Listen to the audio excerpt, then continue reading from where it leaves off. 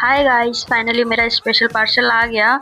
मैंने इसमें अपने अंकल की फ़ोटो प्रिंट करवाई थी क्योंकि उनका बर्थडे है, तो मैं चाहती थी उनको बर्थडे गिफ्ट में कुछ स्पेशल दूँ। उन्हें कॉफ़ी काफ़ी पसंद है, तो मैंने इस पे उनकी फ़ोटोज़ प्रिंट करवाई है और उन्हें काफ़ी पसंद भी आया है।